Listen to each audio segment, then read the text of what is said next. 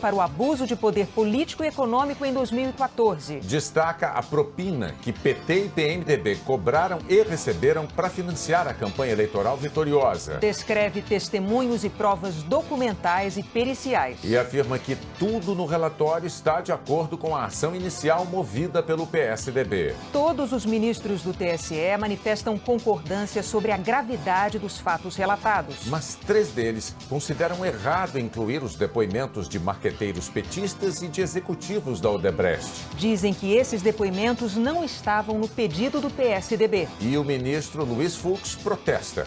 Ouvimos aqui de todos os integrantes. Os fatos são gravíssimos. Os fatos são insuportáveis. Os fatos revelam crimes gravíssimos. Eu me pergunto, será que eu, como magistrado, que vou julgar uma causa agora, com esse conjunto, com esse quadro sem retoques de ilegalidades, de infrações, eu vou me sentir confortável de usar com a devida vênia um instrumento processual para não encarar a realidade? No quarto e último dia de um julgamento histórico, foram 3 votos pela cassação da chapa Dilma Temer. E 3 votos pela não cassação, que empataram o placar. Até o voto de Minerva do presidente da corte, Gilmar Mendes, contra a cassação. O presidente Temer não responde às mais de 80 perguntas enviadas pela Polícia Federal com base na delação da JBS. E imagens exclusivas flagram o primo do senador tucano Aécio Neves recebendo propina das mãos de um alto executivo da JIF. O presidente americano Donald Trump diz que o ex-diretor da Polícia Federal mentiu sobre o motivo de ter sido demitido. E afirma que aceitaria depor sob juramento sobre o assunto. A primeira-ministra britânica sai enfraquecida da eleição que convocou para se fortalecer. E o Comitê Olímpico Internacional põe 2 modalidades novas nos Jogos de 2020. O Jornal Nacional está começando.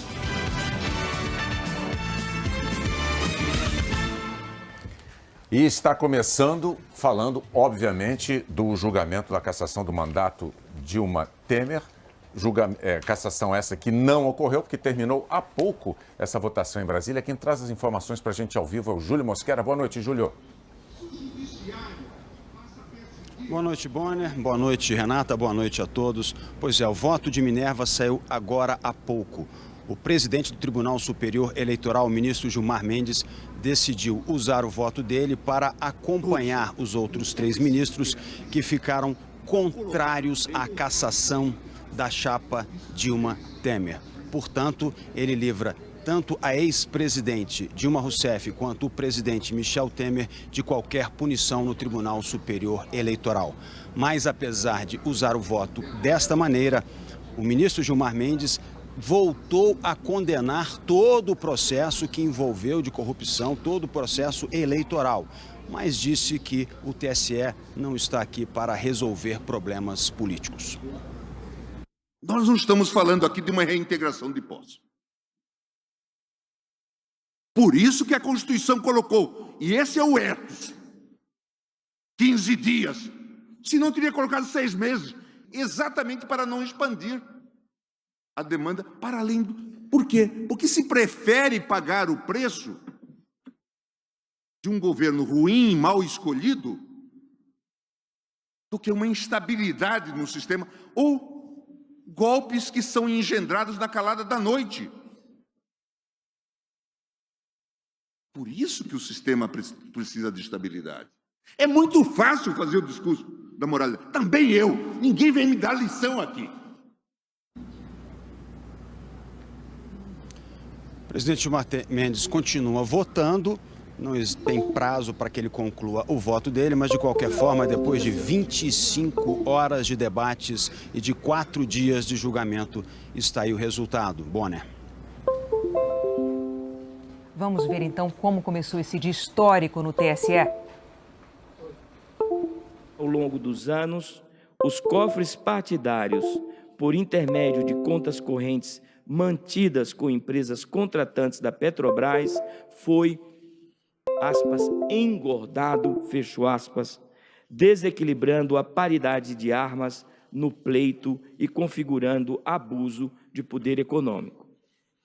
Portanto, a meu juízo, só este item ou este ilícito já bastaria para a cassação da chapa. E todos nós sabemos, de acordo com a jurisprudência pacífica do Tribunal Superior Eleitoral, que para a cassação de mandato não há necessidade de que os pagamentos sejam derivados, de Caixa 2, sejam derivados de propina. Que a simples não declaração ou utilização como Caixa 1, que foi exatamente o objeto da petição inicial, basta para a cassação dos mandatos. Entendo plenamente comprovado o abuso de poder econômico por força da conta corrente permanente, que eu chamei de conta propina ou conta Caixa 2, mantida pela Odebrecht a favor do governo, do partido do governo, cujos valores repercutiram diretamente na campanha eleitoral da chapa Coligação com a Força do Povo em 2014. A consideração conjunta das provas orais e documentais confere segurança a este relator para considerar devidamente comprovado o episódio da compra de tempo de TV dos partidos políticos tais, para a campanha majoritária da coligação com a Força do Povo em 2014, o que sem dúvida configura, a meu juízo, flagrante abuso de poder econômico. Não há dúvida sobre isso. Podemos até retirar essa prova dos autos.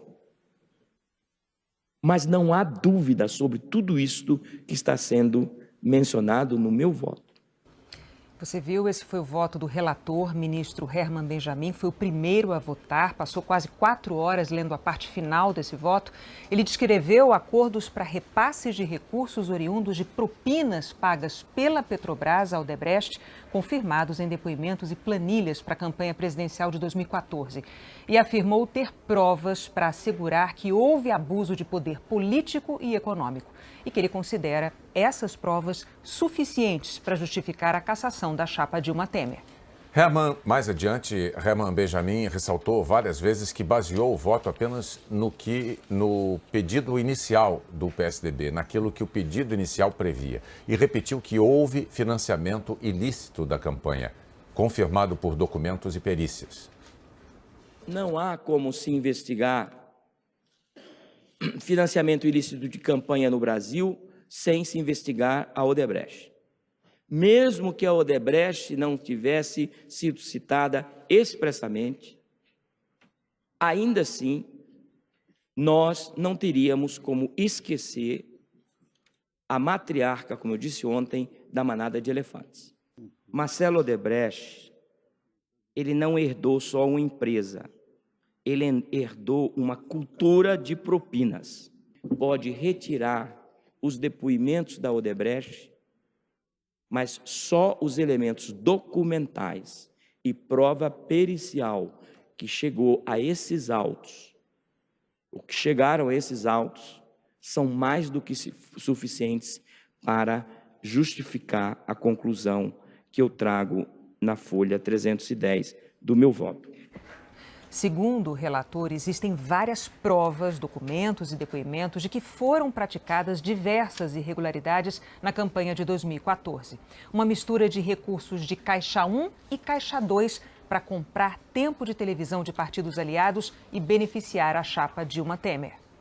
Um outro partido recebeu 10.518.000.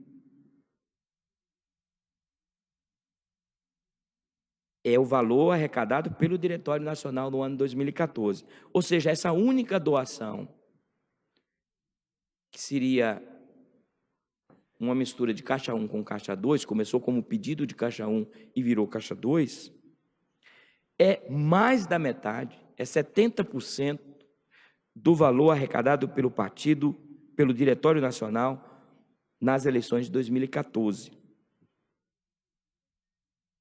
E um outro partido recebeu 5.103.000 como valor arrecadado pelo Diretório Nacional. E da Odebrecht, só da Odebrecht, 7 milhões, via Caixa 2. Isso para mostrar o impacto, o valor, tamanho, a representatividade desses recursos de Caixa 2 oferecidos a pedido da coligação pela Odebrecht para compra de tempo de rádio e televisão, ou então para consolidar o apoio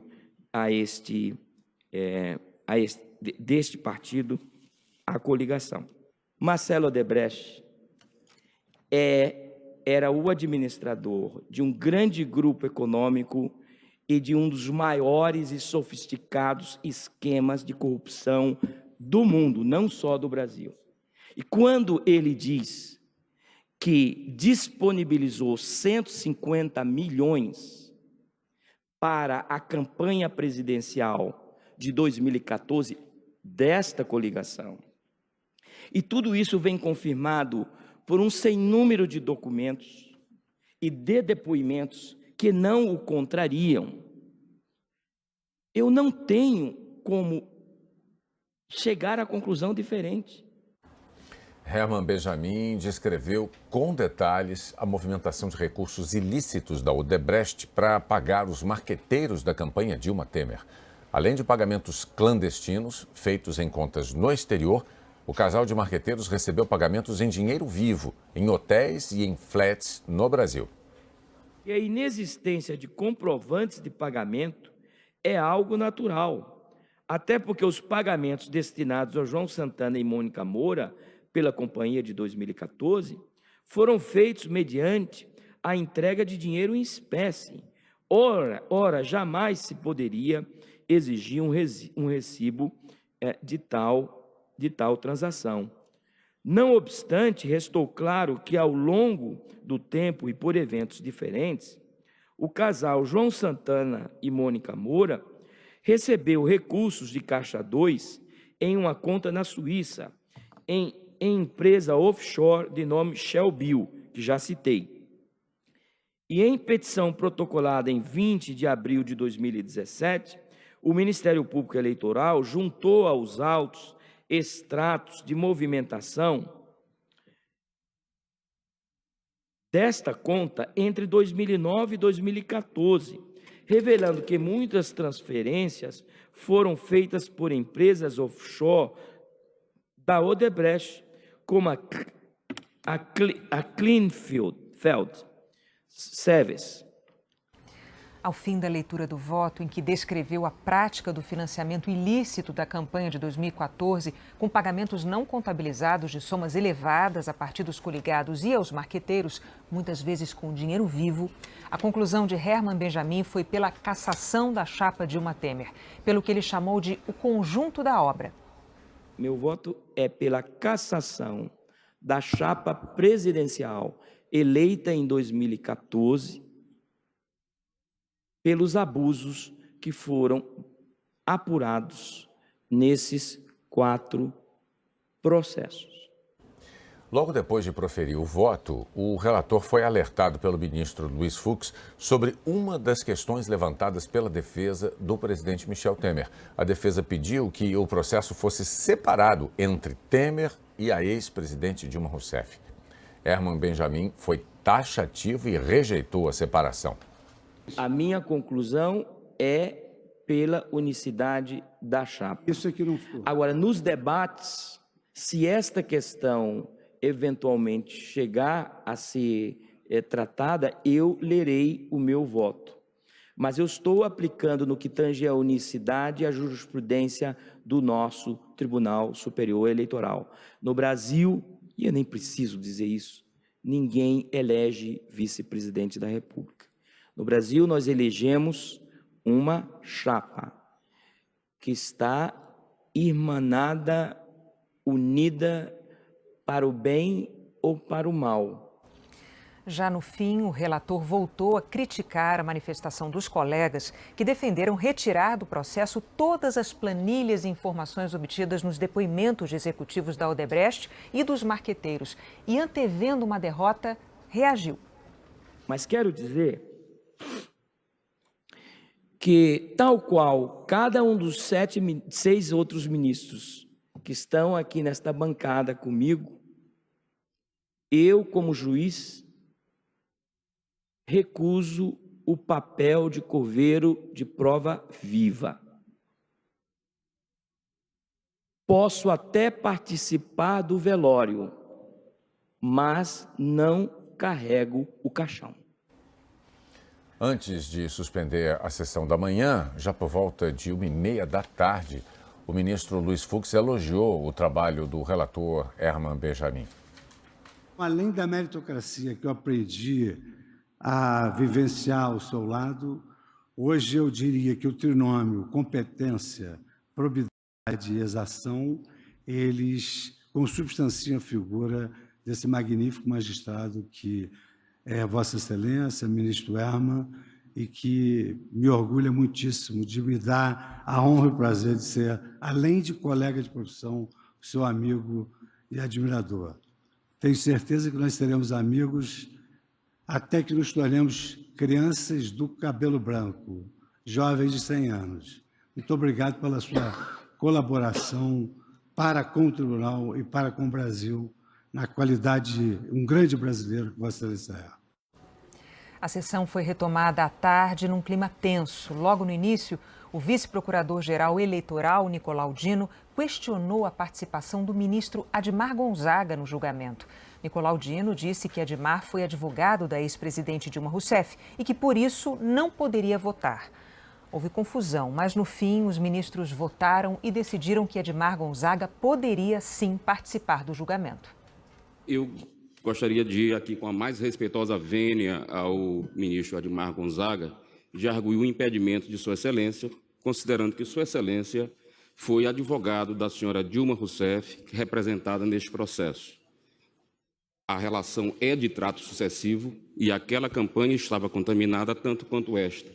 E Sua Excelência, o ministro Admar Gonzaga, figurou como advogado da senhora Dilma Rousseff, inclusive consta da prestação de contas relativas à campanha presidencial de 2010, a remuneração pelos serviços prestados à Sua Excelência na condição de advogado.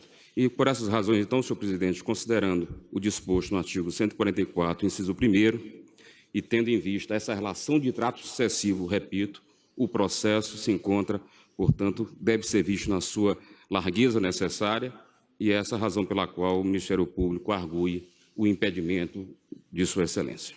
Senhor presidente, gostaria de pedir pela ordem e submeter ao colegiado essa questão, mas que nós façamos assim um rápido contraditório oral. Entendo as razões do Ministério Público, entendo, inclusive, que Sua Excelência poderia ter arguído isso antes, mas, de toda sorte, no momento agora do julgamento, não há nenhuma contaminação por impedimento, tendo em vista que a discussão aqui, além, evidentemente, da matéria fática, vai ser uma discussão estritamente jurídica à luz do voto do relator. Eu também rejeito liminarmente a proposta do vice-procurador-geral e Vossa Excelência não votou. Acho que Não, você fez a sua parte. o Ministério Público tem que se pautar também pelo princípio da lealdade processual. Ele não pode surpreender o tribunal. Esse fato não é conhecido do Ministério Público neste momento. É preciso que o Ministério Público assuma o seu papel e respeite o tribunal. É preciso, não se pode agir coagindo o tribunal ou fazendo jogo de mídia. Nunca faltei com respeito para com o tribunal, senhor presidente. O fato apareceu no voto do relator na manhã de hoje. Nunca faltei com a consideração e respeito devidos ao tribunal. Sempre atuei baseado no princípio da lealdade institucional. Sempre atuarei baseado no princípio da lealdade institucional. E é bom que seja assim. E é bom que seja assim. Sempre será. Logo depois dessa discussão, foi a vez do ministro Napoleão Maia. Pela ordem, ele era o primeiro a votar depois do relator. Mas antes, Napoleão fez um desabafo. O ministro criticou as delações premiadas, disse que foi injustamente citado e que era preciso dar um freio nessa situação. Um site altamente dinâmico e consultado do Brasil publica uma notícia dizendo mais ou menos o seguinte: homem misterioso portando envelope tenta forçar a entrada na corte do TSE para entregar isto ao ministro Napoleão. A palavra homem misterioso e envelope tem na nossa linguagem maliciosa um significado altamente significativo.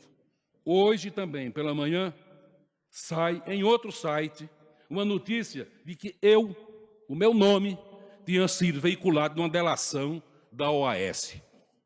Absolutamente mentiroso. Mentirosa a pessoa que fez isso. Desqualificada, indigna e absolutamente incapaz de portar em si a qualidade de ser humano. Tem de se pôr um freio nisto, porque isso está descambando para uma relação que não pode chegar a bom termo. Isso não chegará a bom termo.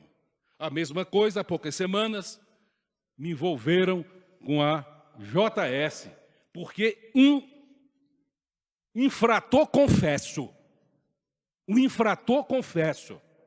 da legislação, da ética, da moralidade, faz uma delação premiada para receber benesses e menciona meu nome. Como se eu tivesse intercedido junto a um dos juízes mais brilhantes, juízes federais mais brilhantes do Brasil e daqui dessa seção do Ceará. Presidente, você vai me perdoar, o tribunal vai me perdoar a minha indignação, a minha revolta, a minha veemência e o perigo que corro aqui de descambar para palavras que não devo dizer com relação a essas pessoas. Olha, se isto não terminar, o final não será bom. Todos nós estamos sujeitos ao alcance dessas pessoas. Publica o que quiser com quem quiser. E aí, o sujeito fica indefeso diante disso? Deve amargurar isto no seu coração? Ou deve fazer o quê? Eu respondi ao pastor simplesmente assim: com a medida com que me medem, serão medidos. E sobre ele desabe a ira do profeta. É uma anátema islâmica. A ira do profeta, não vou dizer o que é. Eu vou fazer um gesto do que é a ira do profeta. É o que eu desejo. Que sobre eles desabe a ira do profeta. Me desculpe. Ministro Napoleão, Vossa Excelência tem toda a solidariedade do tribunal. Nós reconhecemos a sua plena integridade, como reconhecemos a plena integridade de todos os colegas, inclusive do ministro Admar, que acaba de ter seu impedimento suscitado pelo Ministério Público. Eu acho que esse tipo de prática, doutor Nicolau, contribui para esse tipo de ambiente que se está criando. São duas coisas totalmente diferentes. Não são diferentes porque o Ministério... Porque esses vazamentos que se fazem, sabe-se de onde vêm. Se conhece bem a fonte. E tem se alimentado de um modelo de chantagem para o judiciário. E isso precisa ser encerrado. Suspendo a sessão por 5 minutos. Mas não, sem antes eu dizer, ministro Napoleão, Vossa Excelência tem que ser aplaudido por quem sabe aplaudir. E nós sabemos aplaudir. Não pode se incomodar com sussurros que venham de onde não merecem nenhuma legitimidade. O ministro Napoleão Maia citou uma referência a um homem misterioso que chegou com um envelope para tentar entrar no Tribunal Superior Eleitoral. Pois bem, ele esclareceu que o homem misterioso era filho dele e dentro do envelope havia fotos da neta. O filho do ministro queria levar a ele fotos da neta num envelope, mas não estava trajando as roupas adequadas para entrar no tribunal. Ele vestiu uma camisa polo, não estava de paletó e foi barrado na entrada. Essa é a explicação do ministro Napoleão Maia. Bom, na volta da sessão, o ministro passou a leitura do voto dele e defendeu a retirada das provas referentes aos depoimentos dos delatores da Odebrecht e dos marqueteiros do PT. exatamente como querem as defesas do presidente Temer e da ex-presidente Dilma. É por isso, por exemplo, que se diz, in dubio pro réu, para a comunidade é melhor absolver um sujeito culpado que condenar o inocente. Essa é uma garantia de nós todos. Não é só da presidente Dilma, não é só do professor Temer, não é só minha, não é só de nenhum de nós, é de todos. Eu acho até que nenhuma pessoa pode abdicar desse direito. O direito de ser processado com justiça, de ser julgado com critério, de ser avaliado dentro da realidade do que lhe foi imputado. Fora disso, é o arbítrio, é o episódio, é a invencionice, é a perseguição, é o punitivismo desenfreado. Fora disso, fora das garantias. As garantias são para conter o juiz, para proteger o sujeito a ser processado. Napoleão Maia abriu a divergência, como é dito no jargão judiciário, quando um ministro vota de forma diferente do relator. Ele considerou que todas as informações apresentadas pelo relator não eram procedentes e votou contra a cassação da chapa Dilma Temer. O que Pôncio Pilatos fez foi tentar democratizar a sua decisão. Ouvir a Vox Populi. Deu no que deu. Perdeu o controle. Passou a história como um homem covarde, pusilânime, um juiz sem estrutura mental para enfrentar a turba, para afrontar a Vox Populi. E a Vox Populi não é essa empresa que faz pesquisa, não. Pesquisa de opinião. Para enfrentar a voz do povo. Presidente, o meu voto, pedindo escusas ao eminente relator, é no sentido de não dar por provada a imputação. Não dou por provada a imputação. Em face disso, presidente, a ideologia garantística, ao meu ver, tem, neste julgamento, uma perfeita oportunidade para a sua afirmação. Ouso divergir, portanto, do voto do digno relator, posicionando-me pela improcedência total dos pedidos formulados nas 4 ações eleitorais.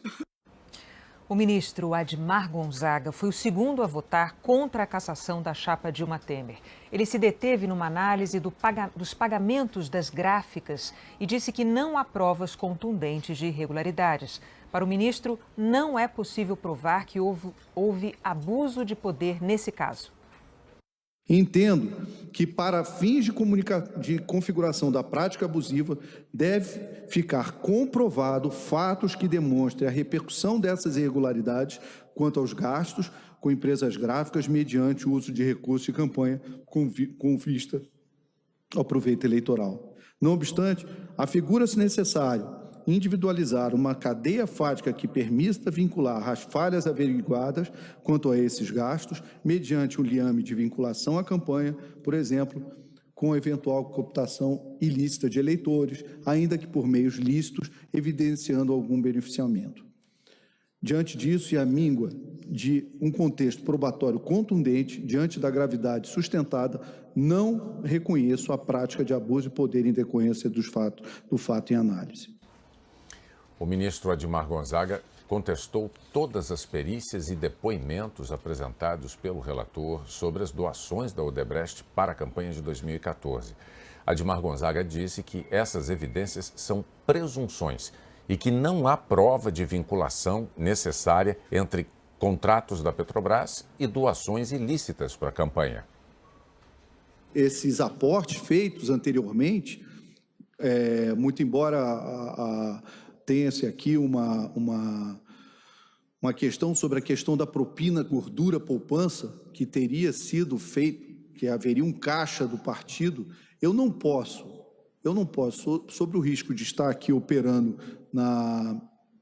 fazendo um juízo de presunção, contrariamente a todos esses depoimentos de pessoas que estão como delatores. Vale ressaltar que o depoimento de Marcelo Bahia Odebrecht, cujo teor se transcreve mais adiante neste voto, não é enfático quanto à relação entre os recursos direcionados à campanha por meio de doações oficiais da ordem de 150 milhões. Que esses recursos teriam origem em contratos ilícitos com a Petrobras. As declarações de Marcelo Odebrecht não têm correlação, nem mesmo indireta, com a alegação narrada na inicial. Ausente a prova da vinculação necessária entre os contratos ilícitos no âmbito da Petrobras e o aporte de recursos na campanha dos representados por meio de doações oficiais, não reconheço a prática do abuso em decorrência do fato em análise. O ministro Tarcísio Vieira foi o terceiro a votar contra a cassação da chapa. Ele afirmou que muitos delatores confirmaram os atos ilícitos em contratos da Petrobras. Mas, segundo o ministro, não há provas de que desvios de dinheiro abasteceram a campanha eleitoral de 2014. Comungo da percepção externada pelo Ministério Público Eleitoral, no sentido de que ficou realmente demonstrado um esquema duradouro de distribuição de recursos ilícitos, oriundos de percentuais sobre contratos celebrados com a Petrobras, mas não ficou comprovado de forma cabal o incremento direto na campanha de 2014, pois além de apenas 2 testemunhas, cujos depoimentos devem ser examinados com a cautela devida, terem feito afirmações nesse sentido, o conjunto probatório aponta para um favorecimento de diversas agremiações políticas, entre as quais o PT e o PMDB. Contudo, as doações foram realizadas em períodos anteriores ao pleito de 2014. Demais disso, os valores eram destinados a partidos políticos e não à campanha eleitoral. A instrução probatória não revelou de forma cabal que houvesse doação para a campanha eleitoral de 14. Os limites definidos nas ações eleitorais em julgamento impedem a consideração de tais elementos para eventual cassação de chapa. Durante a leitura do voto, o ministro Tarcísio Vieira também falou sobre a análise dos pagamentos das gráficas e considerou que foi mantida a isonomia entre os candidatos. Ainda que constatadas irregularidades no âmbito das empresas gráficas contratadas pela campanha eleitoral dos representados, não vislumbro gravidade para autorizar a sanção de cassação do mandato eletivo, pois com a finalização da instrução probatória referente aos fatos acima tratados, não evidenciaram ultraje material nas condutas imputadas, ou seja, não houve lesão aos bens jurídicos protegidos pela norma, normalidade e legitimidade das eleições, bem como isonomia entre os concorrentes. O próximo a votar foi Luiz Fux. Num discurso enfático, o ministro fez um diagnóstico do que descreveu como um ambiente político contaminado e disse que chegou a hora do resgate. Hoje nós vivemos um verdadeiro pesadelo. A sociedade vive um pesadelo pelo descrédito das instituições, pela vergonha que hoje nutrimos em razão do despudor dos agentes políticos que, e aqui foi dito, muitas vezes invocada a soberania popular, que violando a soberania popular, violando a vontade intrínseca do povo, fizeram exatamente aquilo e justamente aquilo que o cidadão eleitor não desejava. O ambiente político hoje está severamente contaminado. E a hora do resgate é agora. E muitas vezes coube ao Supremo Tribunal Federal engendrar a reforma política nesse país. Só que dessa vez, por obra dos componentes deste tribunal, se põe a oportunidade de se descortinar essa realidade política, aplicando direito aos fins sociais a que ele se destina e a forciore ao caso concreto. Em seguida, Fux lembrou que todos os integrantes do tribunal haviam concordado que os fatos mencionados ao longo do processo são graves. E numa menção à decisão de alguns ministros de não considerar provas relacionadas ao Odebrecht, Fux afirmou que não se basearia em instrumentos processuais para deixar de encarar a realidade. Ouvimos aqui de todos os integrantes, os fatos são gravíssimos, os fatos são insuportáveis, os fatos revelam crimes gravíssimos. Eu me pergunto, será que eu, como magistrado, que vou julgar uma causa agora, com esse conjunto, com esse quadro sem retoques de ilegalidades, de infrações, eu vou me sentir confortável de usar, com a devida vênia, o instrumento processual para não encarar a realidade? A resposta para mim é absolutamente negativa. Eu não teria a paz necessária que deve ter um magistrado se eu pudesse não afrontar esses fatos. Luiz Fux falou também em soberania popular. Explicou que eleitor nenhum admite manter no poder políticos eleitos ilicitamente. Não dá para fechar os olhos para a prova dos autos. Aí dirão alguns, não, mas essa prova tem que ser produzida rápido, porque senão o ilícito, a situação antijurídica se consolida. Em nome da soberania popular, como se a vontade do eleitor fosse eleger pessoas financiadas ilicitamente. Muito ao contrário. Hoje o sentimento constitucional é de que a partir do momento que esses eleitores descobriram que elegeram os seus representantes através de vias informais e ilícitas, eles não atribuem mais a menor credibilidade e legitimidade a esses representantes. Hoje nós vivemos uma crise de representatividade, e tanto isso é verdade, que tudo que o parlamento não quer resolver, ele empurra para o Supremo Tribunal Federal. Ao fim do discurso, o ministro pediu ética e moralidade na luta contra a corrupção e acompanhou o voto de Herman Benjamin. O Brasil é o ar que nós respiramos, é o berço dos nossos filhos e netos, o túmulo do meu saudoso pai. Em nome de tudo isso, da ética e da moralidade, que representam um binômio essencial ao legítimo exercício do poder político, a distar desse quadro de corrupção endêmica e de moralidade amazônica, eu acompanho o eminente ministro relator, julgo os pedidos deduzidos procedentes para cassar integralmente a chapa, assim como fez o eminente ministro Herman Benjamin. A ministra Rosa Weber foi a sexta a votar e empatou o placar. 3 votos a favor da cassação, 3 votos contra. Rosa Weber destacou a gravidade dos fatos apresentados pelo relator, que, segundo ela, comprovaram o uso de recursos ilícitos na campanha. Embora reiteradamente sejam criadas novas regras de controle, infelizmente surgem novas burlas. Além de todos os fatos e circunstâncias já descritos pelo ministro relator, com os quais eu concordo, tal fartura de dinheiro obviamente causou inegável desequilíbrio em favor da coligação vitoriosa, embora, não digo eu, não sei, se em detrimento da segunda chapa, da chapa requerente. Sobre o prisma da gravidade odiernamente relevante, embora não haja forma para dosá-la, na análise fria do fato em tela, tem-se o seguinte quadro: dinheiro de origem ilícita na campanha. Dinheiro obtido por meio ilícito em detrimento de sociedade de economia mista, portanto, fato de gravidade extrema decorrente de inter-relação resultante do cometimento simultâneo de ilícitos na seara criminal e eleitoral.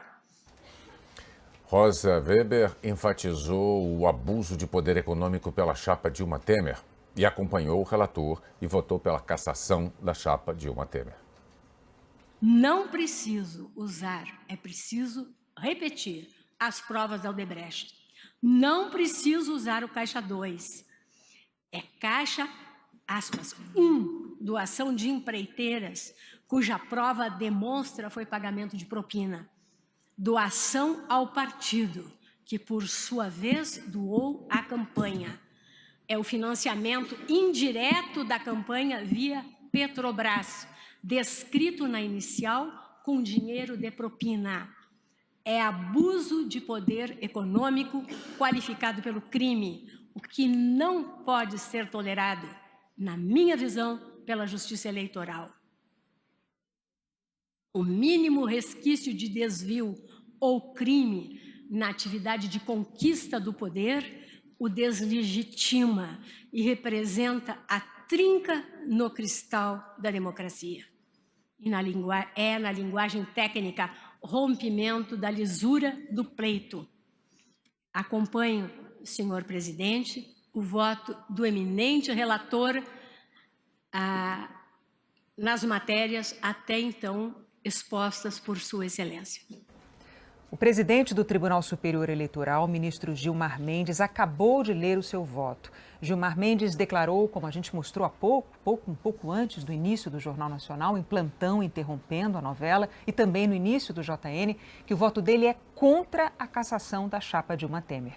A votação estava empatada e o ministro Gilmar Mendes reforçou que para ele não cabe à Justiça Eleitoral resolver problemas políticos do país e que a cassação de uma chapa eleita para a presidência da República requer muita responsabilidade. Não se substitui um presidente da República a toda hora, ainda que se queira.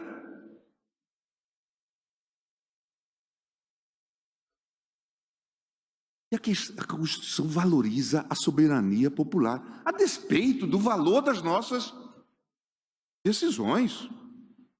É importante, claro, dos critérios que usamos para... Mas é muito relevante. A cassação de mandatos deve ocorrer em situações inequívocas. Como Vossa Excelência usou a expressão trato sucessivo, talvez nós devêssemos voltar, pelo que eu entendi do voto de Vossa Excelência, pelo menos até 2006. Isso contaminaria todos os atos do governo Lula, do governo Dilma I e do governo Dilma II, enquanto ele durou. No voto decisivo, Gilmar Mendes disse que quando defendeu a abertura do processo, não tinha como objetivo a cassação do mandato. Ele reforçou que acompanharia os ministros Napoleão Maia, Tarcísio Vieira e Admar Gonzaga. Talvez eu falte, ministro Fux, com delicadeza, mas não com sinceridade. Não deixo de afirmar aquilo que eu penso. Chego a ser rude, às vezes, conscientemente rude, para não ser insincero. Eu disse aqui, para os colegas que participaram do julgamento, e isso está no voto, estou defendendo a abertura desse processo por conta dos fatos graves que estão sendo imputados e que estão sendo confirmados. Mas não é para cassar mandato. Porque eu tenho exata noção da responsabilidade que isso envolve para o judiciário. E aqui, obviamente, houve, com as vênias de estilo, essa expansão. Vou pedir todas as vênias ao ministro Hermann, ao ministro Fux, à ministra Rosa, mas vou acompanhar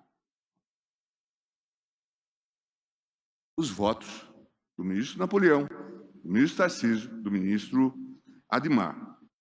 Vamos voltar agora ao vivo ao Tribunal Superior Eleitoral. O repórter Júlio Mosquera está acompanhando. Boa noite, Júlio. Com o fim do voto do ministro Gilmar Mendes, acabou o julgamento?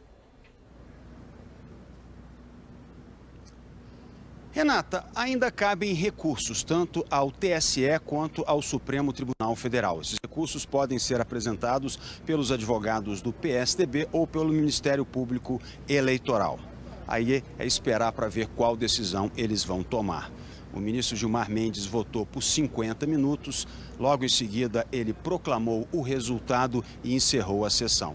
Ele proclamou o resultado, 4-3, votaram contra a cassação do mandato da chapa, contra a cassação da chapa Dilma Temer, os ministros Gilmar Mendes, Admar Gonzaga, Tarcísio Vieira e Napoleão Nunes Maia Filho. Votaram pela cassação da chapa Dilma Temer os ministros Luiz Fux, Rosa Weber e o relator, ministro Hermann Benjamin. Se não houver recurso à decisão do plenário de hoje do Tribunal Superior Eleitoral, automaticamente o caso estará encerrado e as ações serão arquivadas.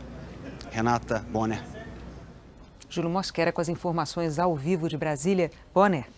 Sobre a decisão do Tribunal Superior Eleitoral, a Ordem dos Advogados do Brasil declarou que pediu o impeachment de Dilma Rousseff e que desde que Michel Temer assumiu o governo, a OAB afirmou que o presidente alçado ao poder pela via constitucional e não eleitoral precisaria conquistar legitimidade e, segundo a OAB, não foi o que aconteceu.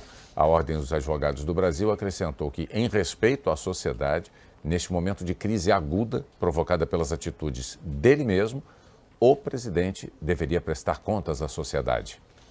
A Polícia Federal e a Procuradoria-Geral da República não quiseram comentar a decisão do TSE.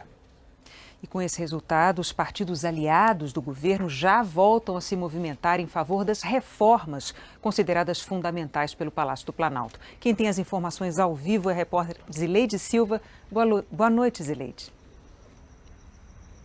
Oi, Renata. Oi, Bonner. Boa noite a todos. Você falou em reformas e há pouco o vice-líder do governo na Câmara, o deputado Darcísio Perondi, do PMDB, divulgou uma nota. Ele disse que com essa decisão do Tribunal Superior Eleitoral, o presidente Michel Temer está livre para tocar as reformas, a trabalhista e a da Previdência e também, segundo ele, para concluir o mandato no dia 31 de dezembro de 2018. Já o senador Ronaldo Caiado, líder do Democratas no Senado, disse que, segundo ele, numa linguagem popular, o TSE, o Tribunal Superior Eleitoral, liberou geral e criou, segundo ele, uma jurisprudência em que se pode tudo e não se pune nada na disputa pela presidência da República. O presidente do Senado, o senador Eunício Oliveira, disse que essa etapa foi encerrada, que era um fator que gerava estabilidade, mas que agora é encerrada. Já o líder do PT na Câmara, o deputado Carlos Zaratini, disse que o governo não está preparado para enfrentar a ação que vai ser movida pela Procuradoria-Geral da República, que, segundo ele, é bastante forte porque está com subsídios, que essa denúncia vem bastante forte. E o líder do Democratas na Câmara, o deputado Efraim Filho, disse que esse momento político exige serenidade, mas que todas as denúncias devem sim ser investigadas. Renata, Bonner. Obrigado, Zileide Silva, trazendo as informações ao vivo de Brasília. Você vai ver a seguir. O presidente Temer não responde às perguntas enviadas pela Polícia Federal sobre a delação da JBS. Imagens exclusivas mostram o primo do... O processo na Justiça Eleitoral não era o único que ameaçava o mandato do presidente Michel Temer. Ele está sendo investigado no Supremo Tribunal Federal. O TSE fica para trás, mas tem o Supremo pela frente. É onde um inquérito apura se o presidente Michel Temer cometeu os crimes de corrupção passiva, organização criminosa e obstrução à justiça. A origem da investigação é o diálogo do presidente com o empresário Joesley Batista, dono do grupo JIF. O encontro foi na calada da noite de 7 de março deste ano, no subsolo do Palácio do Jaburu. Segundo o Ministério Público, em um dos trechos, Joesley diz a Temer que estava pagando propina ao ex-deputado Eduardo Cunha, com a anuência do presidente. Eu estou lá me defendendo. Como é que eu mais ou menos dei conta de fazer até agora? Eu estou de bem com o Eduardo. Tem que manter isso. Todo mês. Na conversa, o empresário pede a Temer o nome de um interlocutor com quem possa falar quando precisar de alguma ajuda no governo. Temer indica o então deputado federal Rodrigo da Rocha Loures, do PMDB. Loures é o homem da mala, aquele que foi flagrado pela Polícia Federal saindo de um restaurante com R$500 mil em dinheiro vivo. Ele foi preso por suspeita de corrupção passiva, organização criminosa e obstrução à justiça. Também pesa contra o presidente suspeita de recebimento de propina. Um dos delatores, Ricardo Saldi, da JIF, disse que Temer recebeu cerca de R$15 milhões para a campanha em 2014. E, segundo o delator, Temer ficou com R$1 milhão só para ele. E esta semana aterrissou sobre a mesa da presidência mais um constrangimento. A informação de que a família Temer viajou de São Paulo para Comandatuba no avião de Joesley Batista, em 2011. Temer era vice-presidente na época. A assessoria de Temer chegou a divulgar uma nota negando. No dia seguinte, mudou a versão. Disse que a família usou o jato particular, mas que Temer não sabia de quem era o avião e não pagou pelo serviço. Informação contestada pelo fato de Temer ter ligado para Joesley para agradecer flores deixadas dentro do avião para sua esposa Marcela. Para a semana que vem, a expectativa é que a Procuradoria-Geral da República apresente a denúncia contra Michel Temer sobre o caso da JBS. Se isso se confirmar, quem autoriza ou não a abertura do processo no STF é a Câmara. Temer precisa dos votos de 172 dos 513 deputados para rejeitar a denúncia da Procuradoria e impedir que seja julgado no STF. Bom, você viu, o presidente Michel Temer acompanhou o resultado do julgamento do TSE no Palácio do Planalto. É lá que está a repórter Délis Ortiz. Délis, boa noite. Ela traz para a gente agora outras informações. Boa noite, Bonner, Renata, boa noite a todos. O presidente e seus aliados estavam seguros da absolvição na Justiça Eleitoral.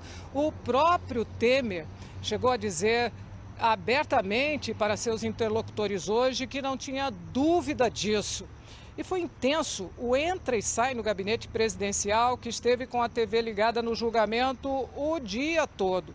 Temer teve compromisso fora do Planalto pela manhã, à tarde despachos, mas sempre de olho na TV. Agora, no desfecho da sessão no TSE, estavam com o presidente no terceiro andar os ministros da Defesa, Raul Jungmann, da Justiça, Torquato Jardim, da Integração Nacional, Helder Barbalho, do Gabinete de Segurança Institucional, Sérgio Echegóin, e da Secretaria de Governo, Antônio Embaçaí. Assim que terminou a sessão, já está tudo preparado para que o porta-voz leia uma nota. Essa vai ser a manifestação do Planalto e está sendo esperada para daqui a pouco. Os palacianos dizem que o TSE deu um importante fôlego para o governo Temer, mas que o clima ainda é de perturbação.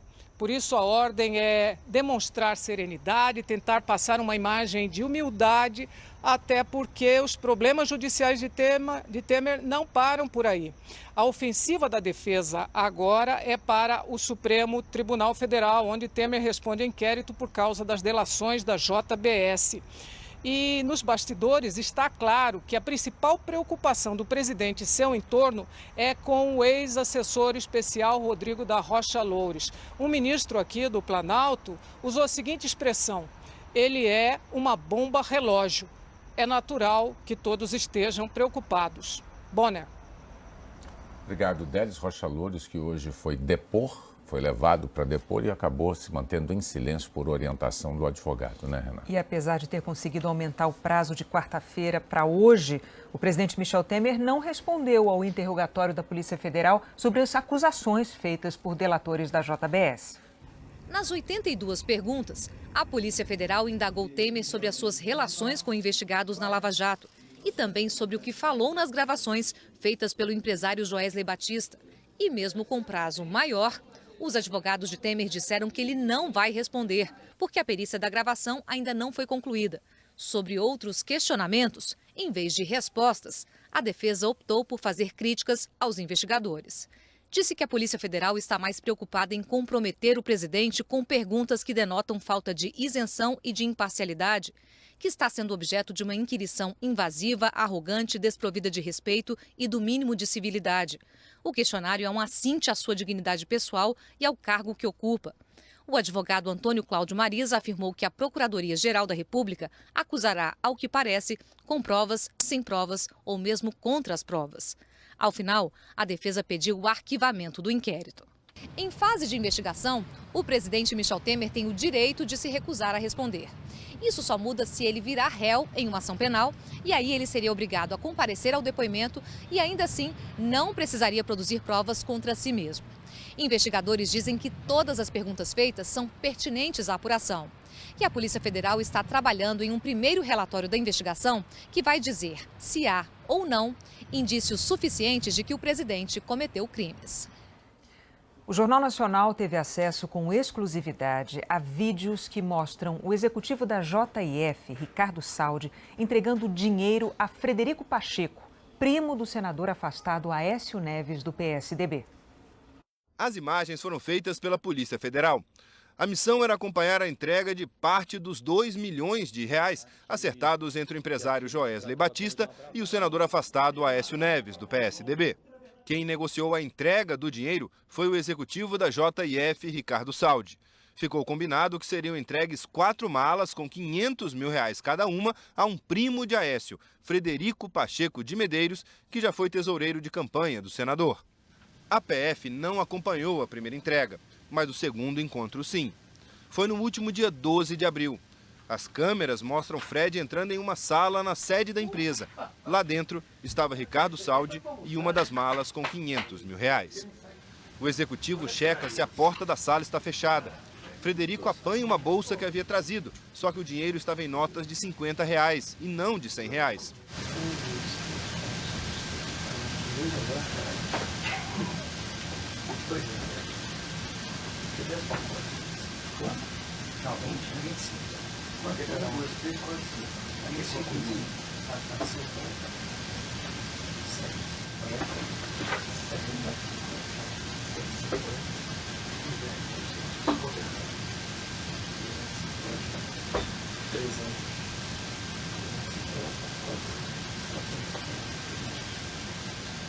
O volume todo não cabia na bolsa. Fred leva alguns maços e sai. Ricardo Saldi puxa a mala, ainda com dinheiro, e acompanha Fred. A polícia diz que a mala foi entregue, então, a Menderson Souza Lima, ex-assessor do senador Zezé Perrella, do PMDB, mas não foi possível registrar esse momento. Mais tarde, Fred e Saldi voltam à sala, conversam e Fred guarda na bolsa um maço que estava no bolso. Pouco depois, ele vai embora. Já no terceiro encontro, os investigadores filmaram a chegada de Fred ao prédio da JBS, desta vez com uma jaqueta e uma mochila nas costas. Mais tarde, ele e Saldi saem do prédio e vão ao encontro de Menderson, que já estava esperando no estacionamento. Enquanto Fred coloca a mochila com dinheiro no carro, Menderson cumprimenta Saldi. Depois, o ex-assessor parlamentar recebe um maço de dinheiro de Fred e o coloca no bolso.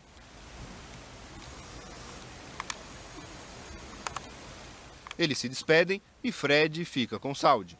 Menderson vai embora no carro, que a Polícia Federal ainda acompanhou na rodovia. Ele foi até Belo Horizonte no veículo. De acordo com os investigadores, o dinheiro era destinado ao senador afastado Aécio Neves. Com essas ações controladas, a Polícia Federal descobriu que R$480 mil foram escondidos na casa da sogra de Menderson em Nova Lima, Minas Gerais. O ex-assessor contou à polícia que escondeu o dinheiro na véspera da Operação Patmos. Ele levou os investigadores até o local onde o valor foi apreendido. A maior parte do restante do dinheiro, no entanto, ainda está desaparecida.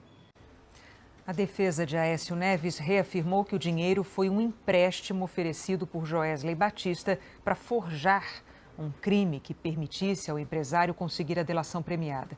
A defesa de Aécio declarou ainda que esse empréstimo não envolveu dinheiro público nem contrapartidas do senador afastado e que, por isso, segundo a defesa, não se pode falar em propina ou corrupção. Os advogados de Frederico Pacheco e de Menderson Souza Lima disseram que só vão se manifestar na justiça. A assessoria do senador Zezé Perrella, do PMDB, declarou que a análise dos extratos bancários comprova que nenhum real depositado em contas do senador é proveniente do montante que Menderson Souza Lima recebeu. A JBS declarou que segue colaborando com a Justiça. O Procurador-Geral da República, Rodrigo Janot, reiterou o pedido de prisão preventiva de Aécio Neves ao Supremo Tribunal Federal. A defesa do senador afastado disse que refuta integralmente a denúncia e que tem convicção de que vai demonstrar a absoluta correção das condutas de Aécio Neves. Rodrigo Janot também se manifestou pela manutenção das prisões da irmã de Aécio, Andréa Neves, de Frederico Pacheco e de Menderson Souza Lima. Nesta sexta-feira, a Polícia Federal fez buscas na JBS para apurar a suspeita de que Wesley e Joesley Batista usaram informações privilegiadas no mercado financeiro antes de a delação deles ter se tornado pública. O alvo da Polícia Federal era este prédio em São Paulo, onde funcionam as sedes da JBS e da sua controladora, a JIF, dos irmãos Batista. Os policiais recolheram documentos e cópias de arquivos digitais. E 3 funcionários foram levados para prestar depoimento. Um outro ainda não foi encontrado. A investigação foi a pedido da CVM, a Comissão de Valores Mobiliários, que fiscaliza o mercado financeiro.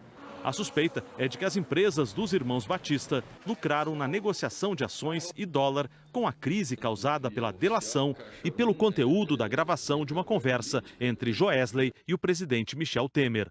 A gravação foi no dia 7 de março, no Palácio do Jaburu. Menos de 2 meses depois, entre 20 e 28 de abril, as empresas da família Batista negociaram ações da própria JBS. Segundo o Ministério Público, no mesmo dia, 28 de abril, a JBS começou a comprar dólares. A maior compra foi no dia 17 de maio, às 4 da tarde, poucas horas antes de a gravação com o presidente Temer vazar.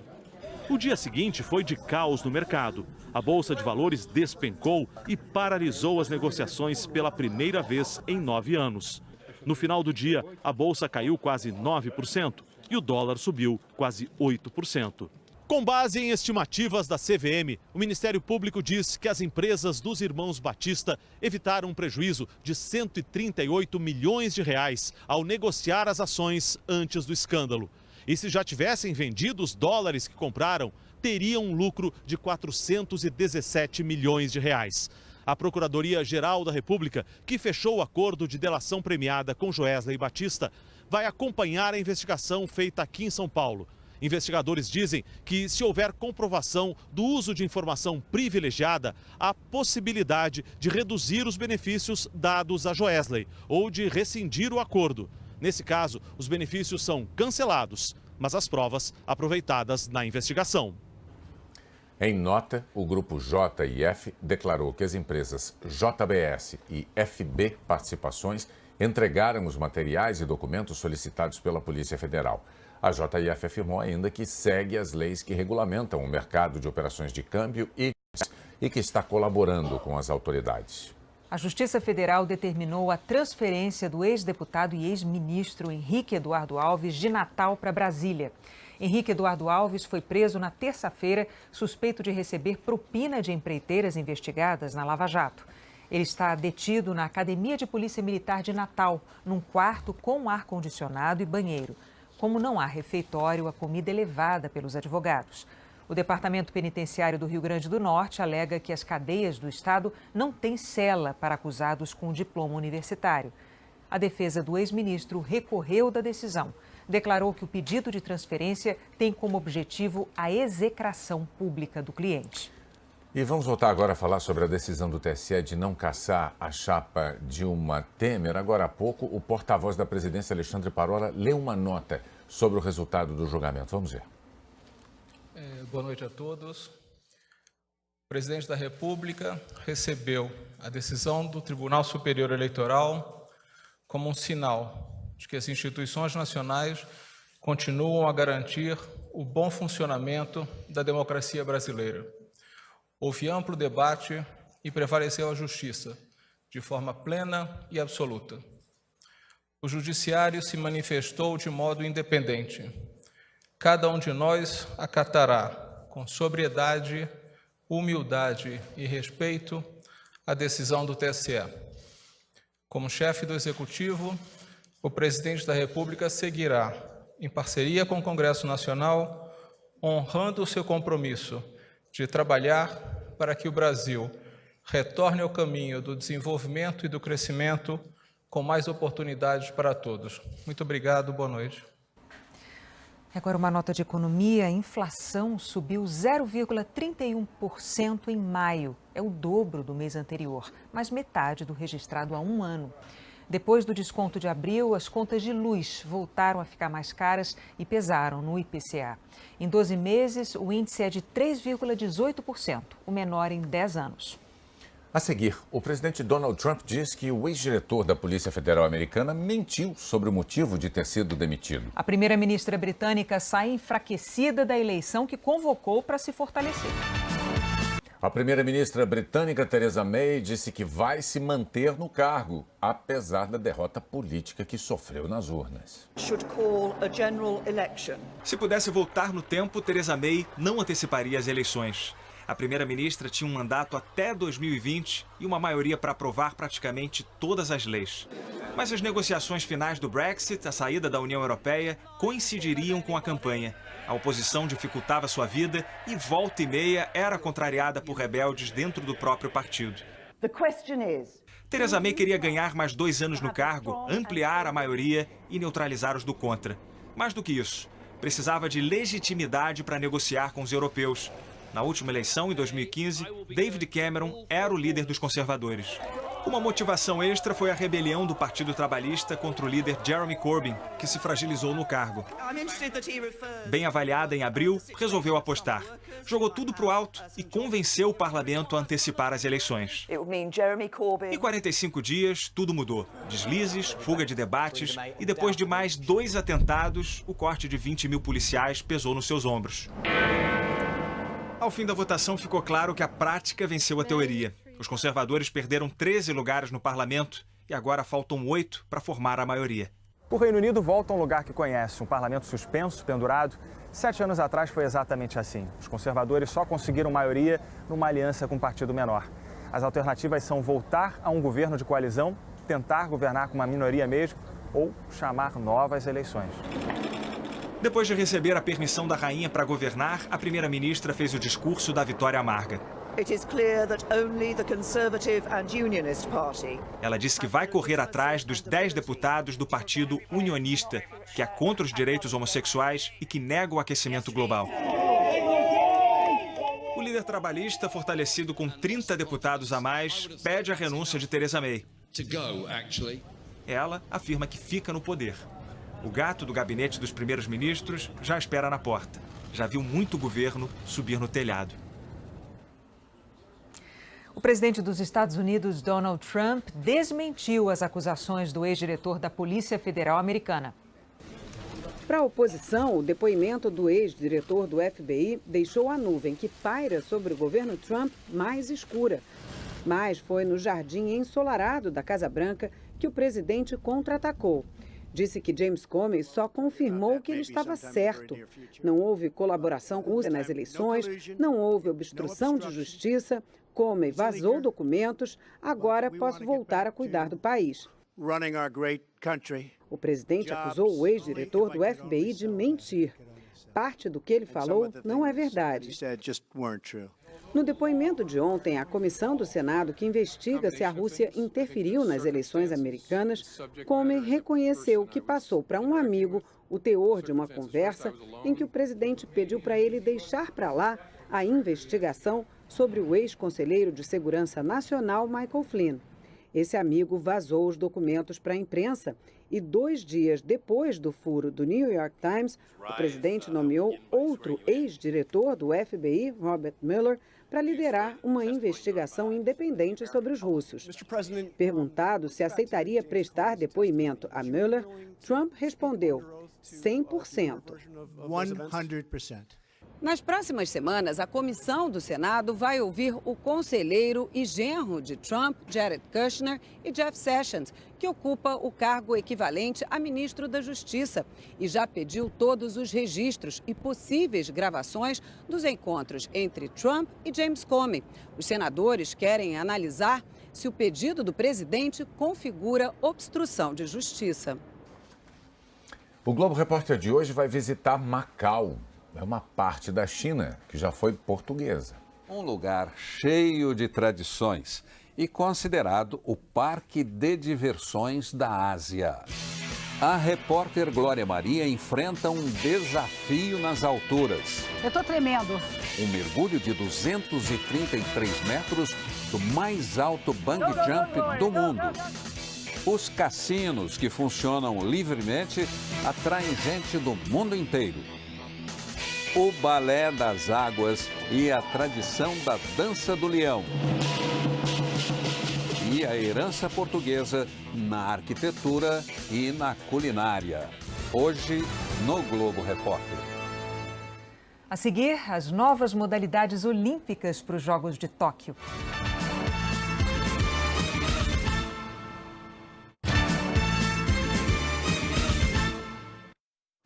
Depois de 9 vitórias seguidas, a seleção brasileira perdeu a primeira partida sob o comando do técnico Tite. No amistoso contra a Argentina, na Austrália, Mercado fez o único gol do jogo, 1-0. O Comitê Olímpico Internacional incluiu 2 modalidades nos Jogos de 2020 em Tóquio: o ciclismo BMX estilo livre e o basquete 3 contra 3. Uma outra novidade é a disputa de revezamentos mistos, com equipes de homens e mulheres na natação e no atletismo. E no domingo tem um grande prêmio do Canadá de Fórmula 1. Com 1/3 da temporada, a Mercedes chega pressionada a Montreal. Não é à toa que hoje seja difícil achar um sorriso na Mercedes. Nos últimos 3 anos, a Mercedes venceu tanto o Mundial de Pilotos quanto o de Construtores. Nesse período, a equipe sempre foi soberana. Em 2014, 15 e 16, terminou quase 300 pontos à frente das adversárias. Mas agora, esse cenário é bem diferente. A Mercedes chega aqui ao Canadá 17 pontos atrás da Ferrari no Mundial de Construtores. Entre os pilotos, Lewis Hamilton tem 104 pontos contra 129 do líder Sebastian Vettel. Para empatar com o alemão da Ferrari, Hamilton precisa vencer a corrida e o rival não pode somar nenhum ponto. Pergunto a ele se a partir de agora é preciso ir ao limite. Ele diz que sempre, porque só assim vai conhecer as limitações do carro. Não será fácil. A pressão é novidade neste box. Resta saber se a Mercedes vai conseguir deixá-la para trás. Depois da super série Os Dias Eram Assim, tem as notícias do Jornal da Globo, hein? As reportagens do Jornal Nacional você pode rever no Globoplay. Boa noite. Boa noite, bom fim de semana. Para o abuso de poder político e econômico em 2014. Destaca a propina que PT e PMDB cobraram e receberam para financiar a campanha eleitoral vitoriosa. Descreve testemunhos e provas documentais e periciais. E afirma que tudo no relatório está de acordo com a ação inicial movida pelo PSDB. Todos os ministros do TSE manifestam concordância sobre a gravidade dos fatos relatados. Mas 3 deles consideram errado incluir os depoimentos de marqueteiros petistas e de executivos da Odebrecht. Dizem que esses depoimentos não estavam no pedido do PSDB. E o ministro Luiz Fux protesta. Ouvimos aqui de todos os integrantes. Os fatos são gravíssimos. Os fatos são insuportáveis. Os fatos revelam crimes gravíssimos. Eu me pergunto, será que eu, como magistrado, que vou julgar uma causa agora, com esse conjunto, com esse quadro sem retoques de ilegalidades, de infrações, eu vou me sentir confortável de usar com a devida vênia, um instrumento processual para não encarar a realidade? No 4º e último dia de um julgamento histórico, foram 3 votos pela cassação da chapa Dilma Temer. E 3 votos pela não cassação, que empataram o placar. Até o voto de Minerva do presidente da corte, Gilmar Mendes, contra a cassação. O presidente Temer não responde às mais de 80 perguntas enviadas pela Polícia Federal com base na delação da JBS. E imagens exclusivas flagram o primo do senador tucano Aécio Neves recebendo propina das mãos de um alto executivo da JIF. O presidente americano Donald Trump diz que o ex-diretor da Polícia Federal mentiu sobre o motivo de ter sido demitido. E afirma que aceitaria depor sob juramento sobre o assunto. A primeira-ministra britânica sai enfraquecida da eleição que convocou para se fortalecer. E o Comitê Olímpico Internacional põe 2 modalidades novas nos Jogos de 2020. O Jornal Nacional está começando.